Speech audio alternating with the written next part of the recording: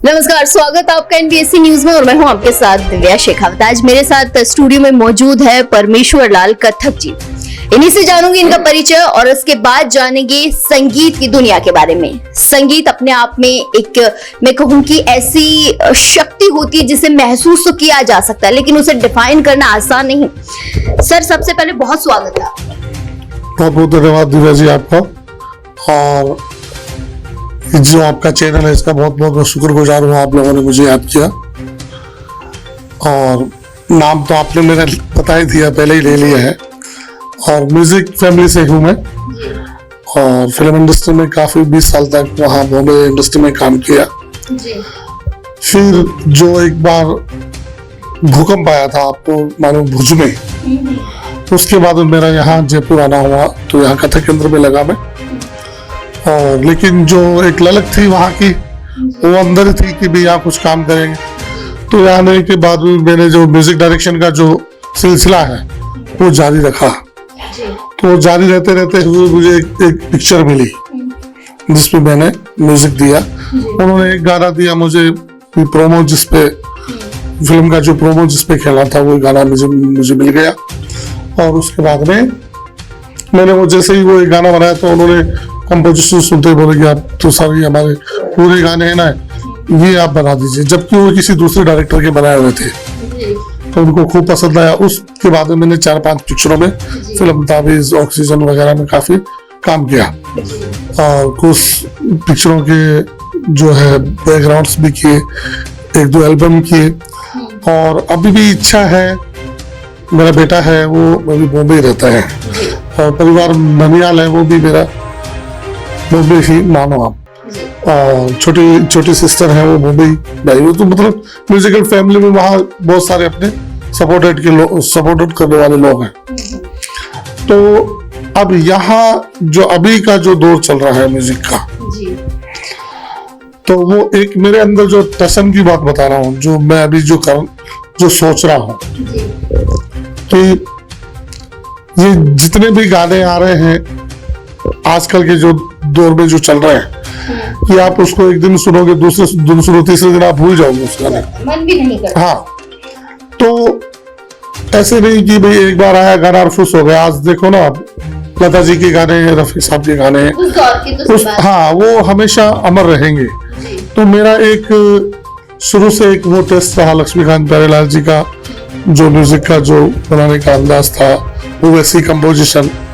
तो वैसी कंपोजिशन मैंने जिन को सुनाई, तो वो बहुत काफी एप्रिशिएट किया, और बोले कि सर इसको आप निकालिए।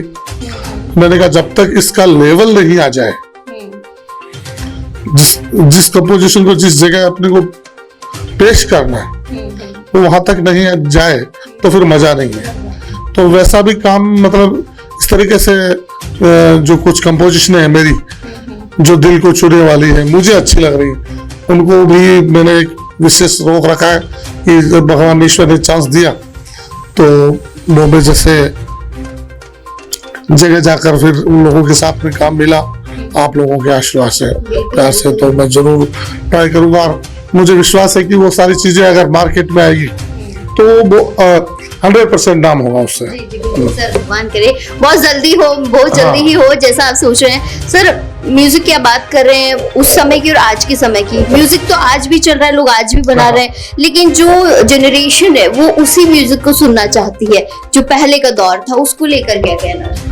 देखिए, आपने सुना होगा ओल्ड इज गोल्ड। तो म्यूजिक जो हार्ट को छूता है वो छूता है जिसमें मेलोडी हो, जिसमें कुछ ताल का अच्छा मिश्रण हो, जो कुछ अच्छा राग हो, है ना। तो आप आर्टिफिशियल चीज को कब तक सेंड कर सकोगे? जो ओरिजिनल जो है, दही को आज आप ओरिजिनल दही को खाओगे ना, तो आपको मजा आ जाएगा, है ना। और उस डब्बे वाले दही में, उसमें बहुत फर्क है ना। तो वो हमारे म्यूजिक में भी ये है कि जैसे मान लो आजकल की जो यूथ है, उनको आप पहले वाला भी म्यूजिक सुनाओ, कुछ देर के बाद में उनके दिल से ये निकलेगा कि यार कमाल है, वो उसकी होड़ नहीं हो सकती, है ना। अब जो नई जनरेशन है उसका दोष नहीं है, दोष हम लोगों का है, जो आप उनको वैसी चीज देखो। मार्केट में जैसे मान लो ये फास्ट फूड आया, अगर फास्ट फूड आया तब लोगों ने खाया, बिल्कुल नहीं आता तो नहीं आता तो नहीं खाते। तो आप ऐसी चीज देते ही क्यों? देने का तो दौर चल रहा है सर। आप देख आपने रहे हैं रिमिक देखिए ना गानों के, हर गाने के एक क्या 10-10 रिमिक्स हो गया है। वो बिल्कुल सही है, लेकिन आप ऐसी चीज प्रस्तुत करो कि उस रिमिक्स के अंदर कुछ ऐसा भी हो कि उतना नुकसान नहीं करके कुछ तो उसके अंदर बात हो, है ना। तो हमारा जैसे मान लो आप कोई कंपोजिशन बना रहे हो या कुछ, तो उसमें आजकल के डिक चिक डाक चिक डिक चिक डाक एक ही रिदम चल रही है ना। तो बच्चों को खाली डिक चिक डाक चिक तो ठीक है चलो, लेकिन उसमें कुछ नया तबला बज रहा है, कुछ और बज रहा है ना।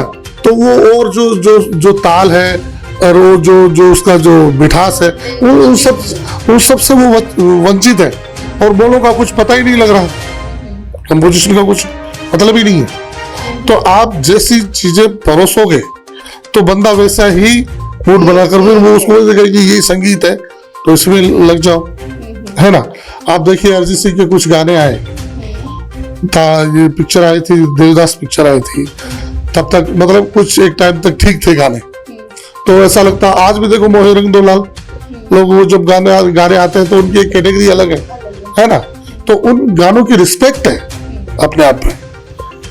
अब कुछ आजकल के मुझे तो ये जो 5-10 साल में पता ही नहीं कौन सा नया गाना है कौन सा पुराना है ना।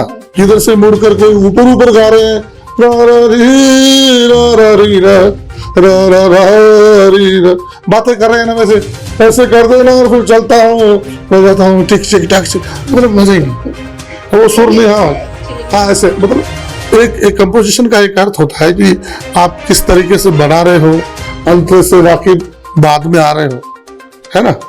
तो वैसा होना चाहिए। बिल्कुल बिल्कुल सर, संगीत की बहुत अच्छी बातें बता रहे हैं। दर्शक भी आज हमारे हंसने वाले हैं कि आपने दोनों चीजें बता दी कि पहले का दौर कैसा था और अब का दौर कैसा है। गुजरात के संगीत से तो खैर आपको जुड़ाव होगा ही, जाहिर सी बात है, वहां से आप आए। राजस्थान के संगीत को कैसे देखते हैं? देखिए राजस्थान, हमारे कलाकार लोग सब कहते हैं, वो बात फैक्ट भी कि राजस्थान में जन्मता है संगीत, और पंजाब में जाकर जवाब और बंगाल में जाकर वो। तो ये जो राजस्थान में जो जन्मता है ना, यहाँ का जो संगीत चंचलता और उमंग भरा, यहाँ के आप गाने देखिए ना, किसी भी राजस्थानी गाने को उठाकर देखिए, है ना।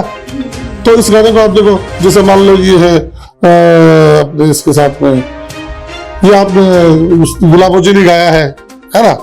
तो इस मतलब कोई भी आप इस राजस्थान से कोई जुड़े हुए संगीत के गाने जितने भी हैं उनको आप देखोगे ना, तो उसमें चंचलता और एक मासूमियत है ना, वो आपको नजर आएगी। यहाँ का जो केसरिया वालम है वो तो पूरे वर्ल्ड का यूज समझो कि एक बहुत ही हाँ तो हमारे जितने भी मूवी के जो गाने आ रहे हैं उनमें भी खूब यूज हुआ केसरिया आजकल तो अमूमन। हाँ, लेकिन अब थोड़ा सा कुछ गड़बड़ होता है कि केसरी वालम की धुनी चेंज कर देते हैं और उसको कैसे न करके किसी में डाल दिया किसी। हाँ बालम, हाँ वो डिस्टेंस कर दिया जी, वो जब तक मिलेंगे नहीं तब तक केसरी वालम होगा नहीं। जी सर, बहुत बढ़िया बातें आपने बताई है। एट द एंड कि युवाओं को संगीत के प्रति क्या मैसेज देना चाहते हैं?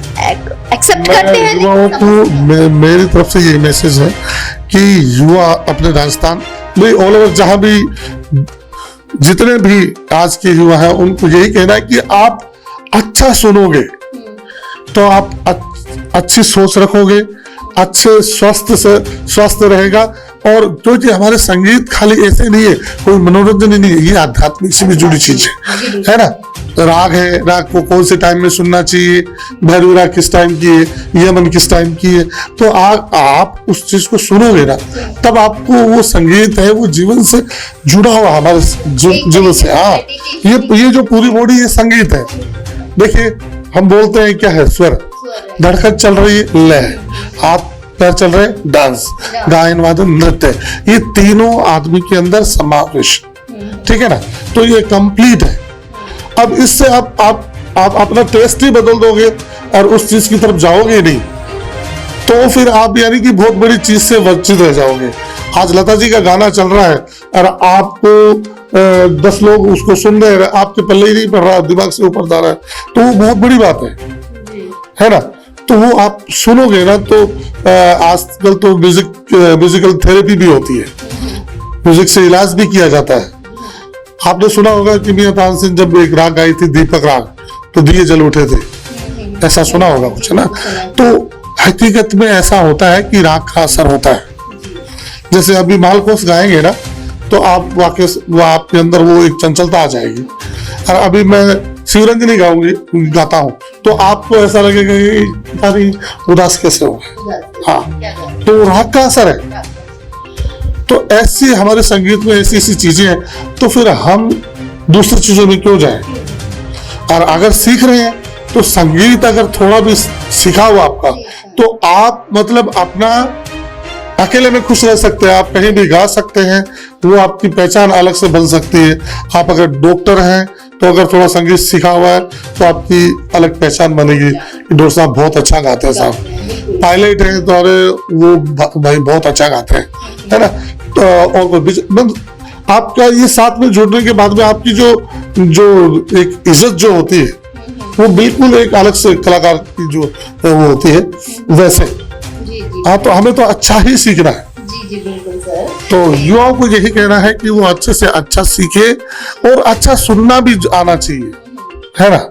तो ये मेरी गुजारिश है। आपने आज याद किया, बहुत बहुत धन्यवाद आपका। याद करना तो बनता ही है, संगीत से मेरा भी थोड़ा सा जुड़ाव है। मैं संगीत सुनती हूँ तो मुझे अच्छा लगता है, हालांकि मैं गाती नहीं हूँ। ये थे मेरे साथ परमेश्वर लाल जी, जिन्होंने संगीत को बहुत अच्छे से डिफाइन किया, जो बारीकियां मैं भी नहीं जानती थी। आज उन्होंने मुझे दिल के बारे में भी बता दिया और दिमाग के बारे में भी बता दिया।